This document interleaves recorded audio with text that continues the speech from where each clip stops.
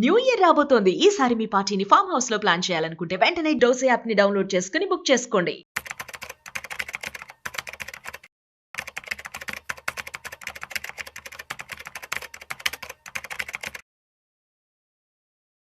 ₹20,00,000 ఉన్నాయి. అయితే ఒక స్టార్టప్ ఐడియా ఉంది. సో ప్రస్తుతం మనం చూసినట్టయితే భారతదేశంలో చాలా మంది కూడా స్టార్టప్స్ వైపు ముందుకు అడుగులు వేస్తున్నారు. At the same time central government కూడా చాలా స్కీమ్స్ అయితే తీసుకురావడం జరిగింది.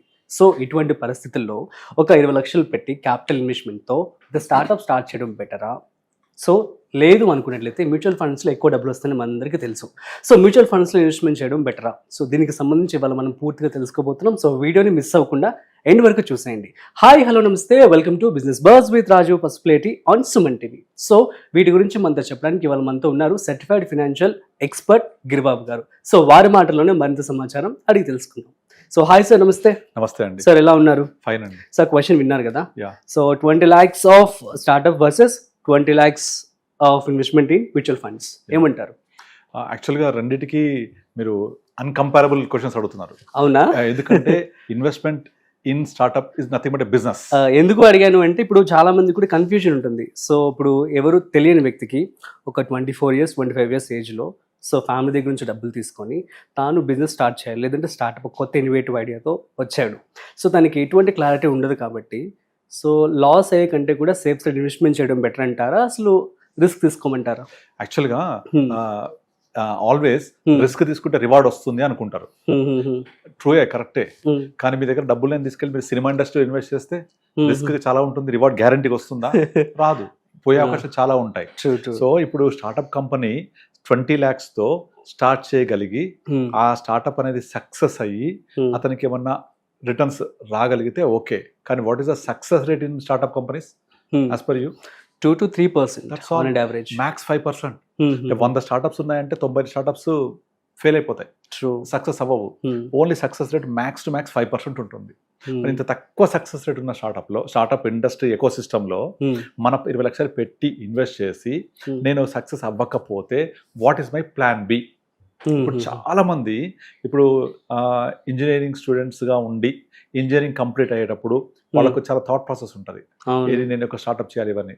కానీ ఫండింగ్ ఉండదు. సపోజ్ నా దగ్గర 20 lakhs వచ్చాయి ఫండింగ్ అనుకోండి. సో ఈ 20 lakhs అయిపోయిన తర్వాత సరిపోకపోతే పరిస్థితి ఏంటి? దాని మధ్యలో ఆపేయాలా? వెంచర్ క్యాపిటలిస్ట్ వచ్చి ఇస్తారా? ఏంజల్ ఇన్వెస్టర్స్ ఇస్తారా? ఇప్పుడు మనకు టీ హబ్ కూడా ఉంది. అక్కడ మనకు ఏంజల్ ఇన్వెస్టర్స్ ని స్టార్ట్అప్ ఎకో సిస్టమ్ లో ఉండే మొత్తం అందరినీ కనెక్ట్ చేస్తారు. అక్కడ మీకు ఫండింగ్ దొరకవచ్చు. బట్ ఈజ్ ఇట్ గ్యారంటీ దొరుకుతుందని ఉంటుందా? దొరకకపోవచ్చు. అండ్ చాలా ఇన్నోవేటివ్ థాట్స్ తోటి చాలా చాలా వచ్చాయి.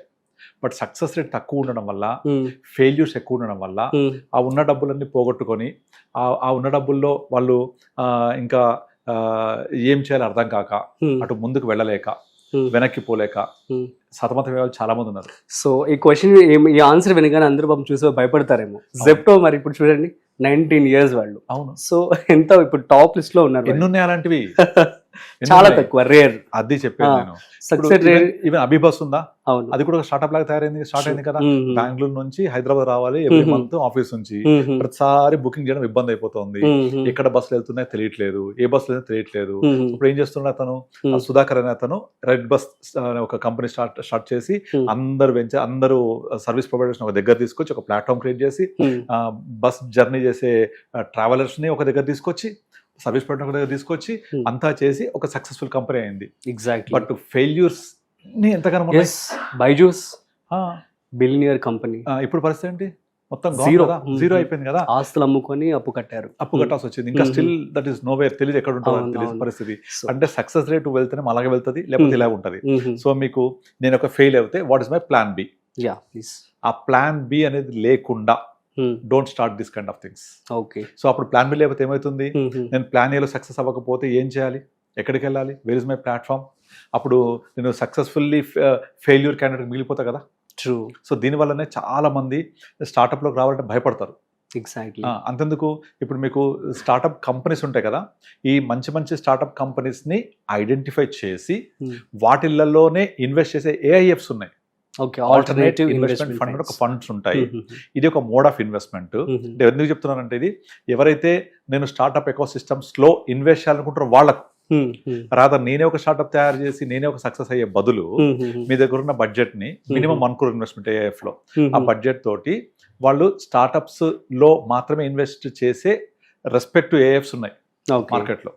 అందులో ఇన్వెస్ట్ చేస్తే ఆ AIF ఏం చేస్తుంది, ఎక్కడెక్కడైతే మంచి మంచి స్టార్ట్అప్స్ ఉన్నాయో వాటిని ఐడెంటిఫై చేసి పట్టుకొని వాళ్లకు ఫండింగ్ చేస్తుంటారు. వీళ్ళు చేసి వాళ్ళు ఏం చేస్తారు, 10%, 20% స్టేక్ కొనేస్తారు, కొని బోర్డులో కూర్చుంటారు. సో అప్పుడు సక్సెస్ఫుల్ అయినప్పుడు అది 1 పైసాది 100 వెళ్ళినంత డిఫరెన్స్ ఉంటుంది. అది అంటే రిస్క్ కూడా ఎక్కువ ఉండదు. అంటే వీళ్ళు నార్మల్ గా ఒక స్టార్ట్అప్ స్టార్ట్ అయ్యేటప్పుడు బడ్జెట్ తక్కువ ఉంటుంది కదా, 20 lakhs 30 lakhs పెట్టి దాంట్లో ఆల్మోస్ట్ 10%, 50% స్టేక్ తీసేసుకుంటారు. రేపు పొద్దున అది పెరిగినప్పుడు, ఇప్పుడు Zomato for example starting promoters పెట్టిన వాల్యూ పర్ షేర్ ఎంత తెలుసా, 20 పైసలు. వాళ్ళు ఎగ్జిట్ అయింది 70 రూపాయలు ఎగ్జిట్ అయ్యారు IPOకి వచ్చి. 25 పైసా వాళ్ళకి పడ్డ రేట్ అది. ఎగ్జిట్ అయినప్పుడు వాళ్ళు పబ్లిక్ ఇష్యూకి వచ్చింది కదా, OFS వచ్చింది, ఆఫర్ ఫర్ సేల్. అంటే ప్రమోటర్సే ఆఫ్లోడ్ చేస్తారు షేర్స్. అలా చేసింది 70 rupees పబ్లిక్ ఇష్యూ. వాళ్ళ అక్విజిషన్ కాస్ట్ 20 పైసలు. సో ఇంత డిఫరెన్స్ వచ్చింది ఆ ప్రాఫిట్. అది ఎన్నిట్లో వస్తుంది, ఎన్ని జొమాటో లాగా అవుతాయి, ఎన్ని బ్లింకిట్ లాగా అవుతాయి. సో అలా కావాలి, నేను సక్సెస్ అవ్వాలి, నా దగ్గర కొంచెం బడ్జెట్ ఉంది అనుకుంటే వాళ్ళకు AIF is the best route. Okay, అది పర్టికులర్ AIF అనేది దీని మీద వర్క్ చేసి వాళ్ళు ఓన్లీ స్టార్ట్అప్స్ మీద ఇన్వెస్ట్ చేస్తారు. ఇది ఒకటి. మీరు వర్సెస్ ఇంకేం అడిగినారు, 20 lakhs mutual funds. So mutual funds investment is different subject, అది డిఫరెంట్ స్టోరీ. దీంట్లో మీరు ఇన్వెస్ట్ చేస్తే మీకు ఏమొస్తుంది, ఒక over period of long time growth వస్తుంది. ఆ గ్రోత్ వచ్చాక మీ డబ్బులు పెరుగుతాయి. మీరు ఒక 5-6 years వెయిట్ చేయండి, మీ డబ్బులు ఆల్మోస్ట్ 15% వరకు పెరిగితే ఒక 4.5 years తర్వాత డబుల్ అయినట్టే కదా. 20-40 అవుతుంది, 40 ఇంకో 5 years ఉంటే 80 అవుతుంది. అలా పెరుగుతూ ఉంటాయి. సో మీరు మీ జాబ్ మీరు చేసుకుంటూ ఉండొచ్చు. పర్సనల్లీ యు ఆర్ ఫ్రీ, మీ డబ్బులు వర్క్ అవుతూ ఉంటాయి. అంటే స్టార్ట్అప్ థాట్ లేని వాళ్ళకైతే ఇది బెస్ట్ ఆప్షన్. సో ఒకవేళ తను చేయాలనుకుంటే, సో మేబీ డబ్బులు ఎలాగో పెరుగుతాయి కాబట్టి ఒక 10 years వెయిట్ చేసి అప్పుడు స్టార్ట్ చేసుకొని బిఫోర్ అంతే చేసుకోవచ్చు కదా. బిఫోర్ దట్ ఒక గ్రౌండ్ వర్క్ చేసి మొత్తం అంతా ఇన్ఫర్మేషన్ తీసుకొని చేయొచ్చు. కనుక కంపేర్ చేయడానికి ఇదేమో ఇన్వెస్ట్మెంట్, ఇదేమో బిజినెస్. ఓకే, ఈ స్టార్ట్అప్ లో బిజినెస్ లో ఇన్వెస్ట్ చేస్తే ఇది సక్సెస్ అవ్వచ్చు, సక్సెస్ అవ్వకపోవచ్చు.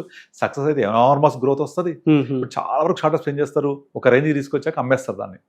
ఎంతకు అమ్మేస్తారు, 50 కోట్లు 100 కోట్లకు అమ్మేస్తారు. అవును, ఇన్వెస్ట్మెంట్ ఎంత ఉంటుంది, హార్డ్లీ 1 crore 2 crores ఉండదు.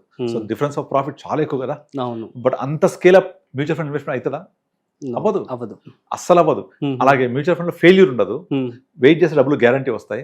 ఇక్కడ ఫెయిల్యూర్ 95% పాసిబిలిటీ ఉంటుంది.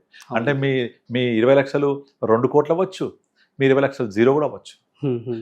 అది కూడా win win win. So for example quality of input, quality of output ఇస్తే కనుక క్వాలిటీ ఆఫ్ రిజల్ట్స్ వస్తాయి. ఇంకోటి ఏమైతుంది, స్టార్ట్అప్ లో మీరు స్టార్ట్ చేసి ముందుకెళ్తున్న కొద్దీ డబ్బులు ఇంకా అవసరమయ్యి అప్పులు తీసుకొచ్చి టోటల్ గా ఫెయిల్ అవుతే అప్పులు తీర్చలేక ఉన్న ఆస్తులు అమ్ముకొని పోయిన వాళ్ళు కూడా ఉన్నారు కదా. ఎగ్జాక్ట్లీ కదా. అంటే రాదర్ మేకింగ్ మనీ. ఇప్పుడు స్టార్ట్అప్స్ కి సెంట్రల్ గవర్నమెంట్ చాలా స్కీమ్స్ కూడా తీసుకురావడం జరిగింది. ఉన్నాయి, కరెక్టే. ఆ స్కీమ్స్ అన్ని కూడా సబ్సిడీ ఇస్తాయి, హెల్పింగ్ చేస్తాయి, ఇన్ఫ్రాస్ట్రక్చర్ ప్రొవైడ్ చేస్తాయి. బట్ సక్సెస్ అవుతేనే డబ్బులు వస్తాయి. ఇవన్నీ ఒక లాంగ్ ప్రయాణానికి హెల్ప్ అయ్యే ఎలిమెంట్స్ లాంటివి. బట్ సక్సెస్ కాకపోతే అవును ఇట్ బికమ్ ఫెయిల్యూర్. అవును, పెట్టుబడి ఎవరిది, అంతే కదా. అట్లా మీరు నార్మల్గా ఈనాడు బుక్లో చదువుతుంటే చాలా స్టోరీస్ వస్తూ ఉంటాయి, చాలా చోట్ల చదువుతూ ఉంటాం. మీకు సక్సెస్ అనేవి కొన్నే ఉంటాయి, ఫెయిల్యూర్స్ చాలా ఉంటాయి. బట్ సక్సెస్ అనేవి ఎక్కడికో పోతాయి. ఓకే, మరి మన ఆడియన్స్కి ఏం చెప్దాం సార్? 20 లక్షలు పెట్టి మీరు కనుక నేను ఇంకా పెట్టగలను, ఇంకా చేయగలను, ఇది పోయినా నాకు ప్రాబ్లం లేదు, ఇది పోతే కూడా నేను సక్సెస్ అయితేనేమో మల్టీబిలియనర్, పోతే నాకు ఇబ్బంది లేదు, నాకు ప్లాన్ బి ఉంది, ఐ విల్ డూ జాబ్. ఇప్పుడు నాకు తెలిసిన ఒక క్లయింట్ నేను 2015లో కలిశాను.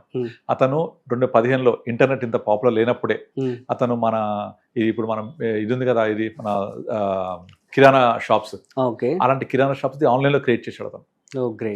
ఆన్లైన్ లో క్రియేట్ చేసి ఇంట్లో కూర్చొని మనం బిగ్ బజార్ ఎట్లా ఆర్డర్ చేస్తున్నాం ఈ కాన్సెప్ట్ తో 2014-15 లో చేశాడు. ఇలాంటి చాలా వచ్చే కాన్సెప్ట్స్ వెలుగులోకి రావాలి. నేను అతని దగ్గరికి వెళ్ళాను, కలిశాను. ఇట్లా నాకు వేరే రెఫరెన్స్ వస్తే ఇన్వెస్ట్ చేయాలని ఒక 1000 రూపీస్ 1500 రూపీస్ సిప్ చేయాలంటే వెళ్ళి కలిశాను, చేశాను, ఇన్వెస్ట్ చేశాడు. తర్వాత నాకు అంత పరిచయం ఏర్పడింది. అతను మాట్లాడుతుంటే తన ఒక థాట్ ప్రాసెస్ అర్థమైంది. కానీ ప్రాబ్లం ఏంటంటే అది సక్సెస్ కాలేదు, మొత్తం ఫెయిల్యూర్ అయిపోయాడు. ఈ లోపల కోవిడ్ వచ్చింది, డబ్బులు మొత్తం దాన్ని పెట్టాడు, అది పెట్టేసి మొత్తం ఫెయిల్ అయిపోయింది. కోవిడ్ వచ్చిన తర్వాత అందరికీ డేటా ఈజీ అయిపోయింది, ఈ కామర్స్ అనేది బాగా వచ్చేసింది, బిగ్ బజార్ లాంటి పెద్ద పెద్ద కంపెనీస్ వచ్చేసినవి.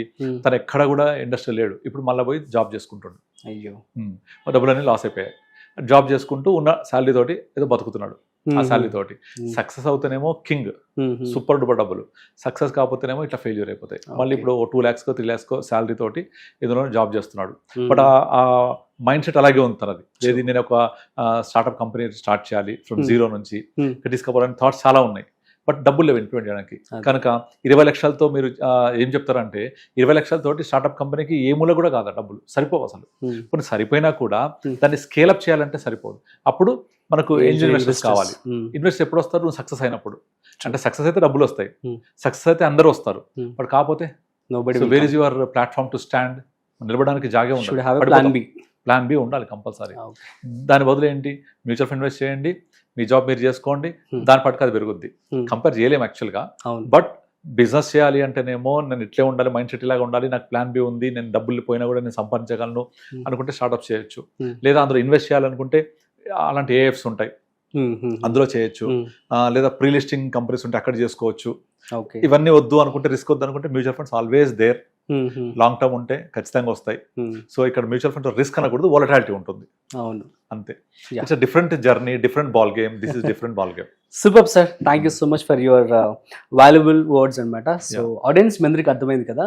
సో మీరు కనుక 20 లక్షల రూపాయలు కనుక ఉన్నట్లయితే, సో స్టార్ట్అప్ అనేది పెట్టడం అనేది మంచి ఆప్షనే. కాకపోతే so you should be in a position to take the risk also. So plan బితో మీరు ముందు అడుగు వేయండి. సో ఆఫ్టర్ దట్ మీ యొక్క స్టార్ట్అప్ సక్సెస్ అయితే ఏంజల్ ఇన్వెస్టర్స్ చాలా మంది ఉన్నారు, వచ్చి ఇన్వెస్ట్మెంట్ చేస్తారు. సో కాబట్టి సేఫ్ స్టడీగా మీరు ప్లాన్ బి కూడా పెట్టుకొని, సో మ్యూచువల్ ఫండ్స్ కావచ్చు, సార్ చెప్పినట్లుగా ఏఎఫ్లో ఇన్వెస్ట్మెంట్ చేసుకోండి. So that's it. సో మరొక ఇంట్రెస్టింగ్ కాంటెంట్తో మళ్ళీ కలుద్దాం. మీకు కనుక ఏమైనా డౌట్స్ ఉంటే ప్లీజ్ కామెంట్ చేయండి, మేము రిప్లై ఇస్తాం. So thanks for watching. This is Rajiv signing off. Video నచ్చినట్లయితే like, share and subscribe. Thanks for watching.